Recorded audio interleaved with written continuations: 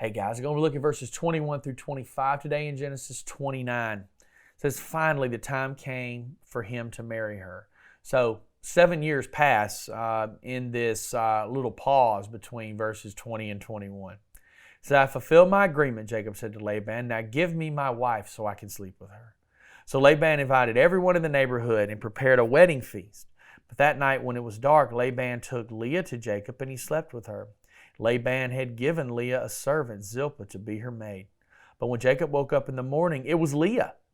What have you done to me? Jacob raged at Laban. I worked 7 years for Rachel. Why have you tricked me? Okay. Jacob had waited his time. He had served for 7 years. He had served his time. He had paid his dowry, and now it was time to get his wife. You can understand his excitement. I mean, the Bible's really clear that he loved Rachel, and he loved her so much that he was willing to serve for 7 years. And the Bible says even the time went quickly. So good things, all right, good things. So it's time for the marriage now. But Laban has a different plan. He tricks him. And instead of sending Rachel to him, he sends Leah. Now you ask yourself, how in the world can this happen? Well, there's a couple things going on here. Number one, we have a wedding feast. The wedding feast would have included quite a bit of wine and revelry. So Jacob most likely was drunk when this was taking place.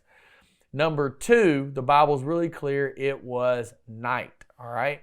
And so that's a problem as well. And so he takes her and sends her to Jacob, sends Leah. And remember, it's night, and we don't exactly have lights, right?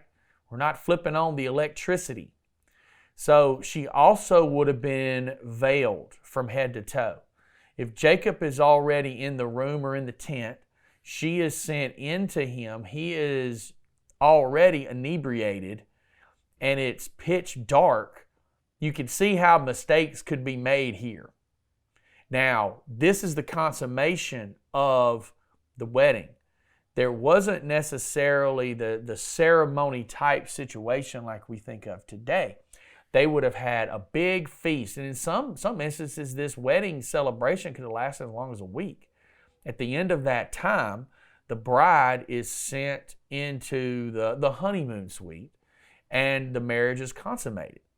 And that consummation was what makes it official and what makes it permanent. So Jacob has now entered into a marriage covenant with Leah, and you can imagine what he felt like when he woke up that morning, probably a little hungover. There's light now, and he looks around and he's going, wrong person. But here he is. This is it. The Bible says he raged at Laban. That's incredibly strong language.